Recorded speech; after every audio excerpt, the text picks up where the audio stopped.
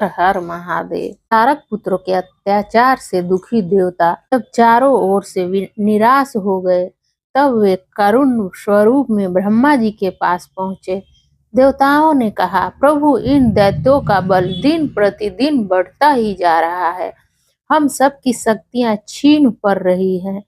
हमें आपकी शरण चाहिए। ब्रह्मा जी ने देवों का दुख सुनकर श्री हरि के शरण में जाने को कहा। देवता क्षीर सागर पहुंचे और भगवान विष्णु के चरणों में अपनी व्यथा रखी। विष्णु भगवान ने उनकी विनती सुनकर कहा, चिंता मत करो देवो, इन दैत्यों का नाश उनके बल से नहीं बल्कि उनके मुंह से होगा। और शिव जी ने कहा, देवगण, इस समय वे त्रिपुराधीश महान पुण्य कार्यों में लगे हुए हैं और ऐसा नियम है कि जो पुण्यात्मा हो उस पर विद्वानों को किसी प्रकार भी प्रहार नहीं करना चाहिए।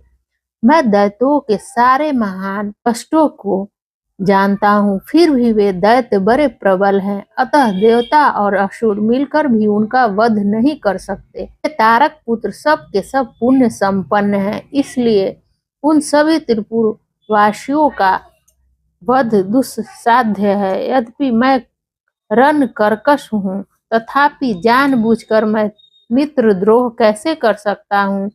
क्योंकि पहले किसी समय ब्रह्मा जी ने कहा था कि मित्र द्रोह से बढ़कर दूसरा कोई बड़ा पाप नहीं है। सत पुरुषों ने ब्रह्म हत्यारे, शराबी, चोर तथा व्रत भंग करने वाले के लिए प्रायश्चित का विधान किया है, परंतु देवताओं, तुम लोग भी तो धर्मज्ञ हो, अतः धर्म दृष्टि से विचार कर तुम ही बताओ कि जब वे दैत्य मेरे भक्त हैं, तब मैं उन्हें कैसे मार सकता हूँ? इसीलिए जब तक वे दैत्य मेरी भक्ति में तत्पर हैं, तब तक उनका वध असंभव है।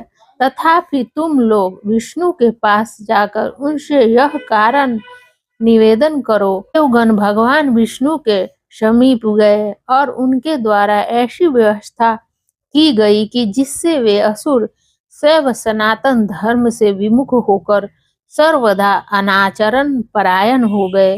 वैदिक धर्म का नाश होने से वहां स्त्रियों ने पतिव्रत धर्म छोड़ दिया, पुरुष इंद्रियों के वश में हो गए, पुरुष सभी दुराचारी हो गए। देवाराधना, श्राद्ध, यज्ञ, व्रत, तीर्थ, शिव, विष्णु, सूर्य, गणेश आदि का पूजन, स्नान, दान आदि सभी शुभ आचरण नष्ट हो गए। तब माया तथा लक्ष्मी वहां से चली गई।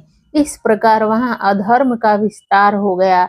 मुने तब स्वेच्छा से भाइयों सहित उस दैत्य राज की तथा मैं की भी शक्ति ने शिवाचरण का परित्याग कर दिया।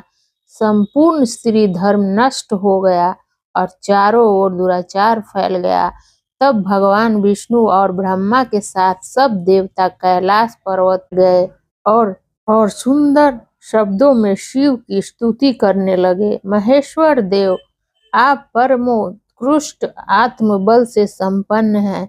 आप ही सृष्टि के कर्ता ब्रह्मा, पालन विष्णु और संहर्ता रुद्र हैं। पर ब्रह्मा स्वरूप आपको नमस्कार है। महादेव जी का स्तवन करके देवों ने उन्हें साष्टांग प्रणाम किया। फिर भगवान विष्णु ने जल में खड़े होकर अपने स्वामी परमेश्वर शिव का मन ही मन स्मरण करके तन्मय हो दक्षिणा मूर्ति के द्वारा प्रकटित रुद्र मंत्र का 1.5 करोड़ की संख्यात्मक जप किया। तब तक सभी देवता उन महेश्वर में मन लगाकर उनकी स्तुति करते रहे। देवों ने कहा, प्रभु, आप समस्त प्राणियों के आत्म स्वरूप, कल्याण करता और भक्तों की पीड़ा हरने वाले हैं। आपके गले में नीला चिन्ह है, जिससे आप नीलकंठ कहलाते हैं। आप प्रचेता हैं। आप रुद्र को हमारा प्रणाम है। असुर निकंदन, आप ही हमारी सारी आपत्तियों के निवारण करने वाले हैं। अतः सदा से आप ही हमारी गति हैं और आप ही सर्वदा हम लोगों के वंदनीय हैं। आप सबके आदि हैं और आप ही अनादि भी हैं। इस समय वे आपकी माया से मोहित हो गए हैं। अतः प्रभु, वे भगवान विष्णु द्वारा बताई हुई युक्ति के चक्र में फंसकर सारा धर्म कर्म छोड़ बैठे हैं। भक्त वत्सल हमारे सौभाग्यवश इस समय उन दैत्यों ने संपूर्ण धर्मों का परित्याग कर दिया है और नास्तिक शास्त्र का आश्रय ले रखा है। शरणादाता आप सदा से देवताओं का कार्य करते आए हैं, इसीलिए आज भी हम लोग आपके शरणागत हुए हैं। अब आपकी जैसी इच्छा हो ऐसा कीजिए। सनत कुमार जी कहते हैं, मुनिवर इस प्रकार महेश्वर का सत्वन करके देवगण दीन भाव से अंजलि बांधकर सामने खड़े हो गए।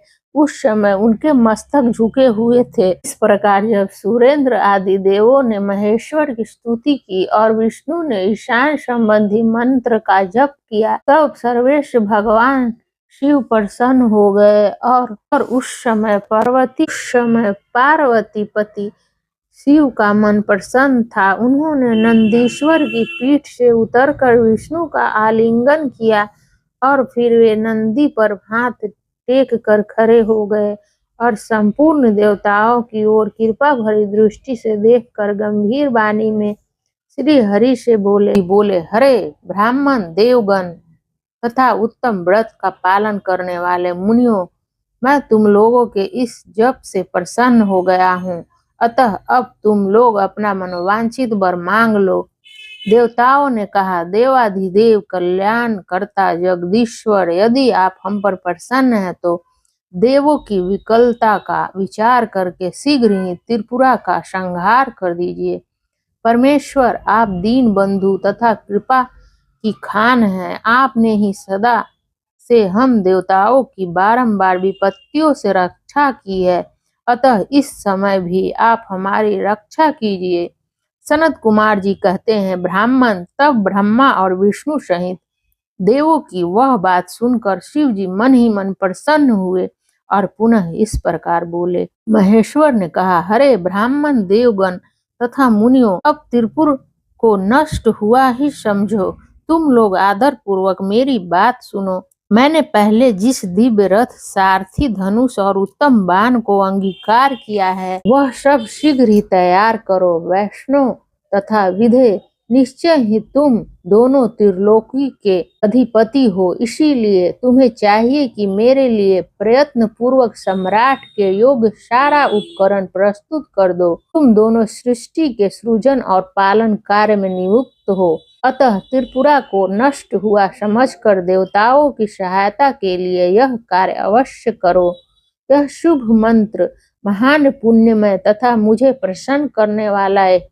यह मुक्ति का दाता, संपूर्ण कामनाओं का पूरक और शिव भक्तों के लिए आनंदप्रद है। यह स्वर्ग कामी पुरुषों के लिए धन, यश और आयु की वृद्धि करने वाला है। यह निष्काम के लिए मोक्ष तथा साधन करने वाले पुरुषों के लिए मुक्ति का साधन है। जो मनुष्य पवित्र होकर सदा इस मंत्र का कीर्तन करता है, सुनता है अथवा दूसरों को सुनाता है, उसकी सारी अभिलाषाएं पूर्ण हो जाती हैं। सनत कुमार जी कहते हैं, मुने परमात्मा शिव की यह बात सुनकर सभी देवता परम प्रसन्न हुए और ब्रह्मा तथा विष्णु को तो विशेष आनंद प्राप्त हुआ। उस समय विश्वकर्मा ने शिव के आज्ञानुसार विश्व के हित के लिए एक सर्वदेवमय तथा परम शोभन दिव्य रथ का निर्माण किया। हर हर महादेव।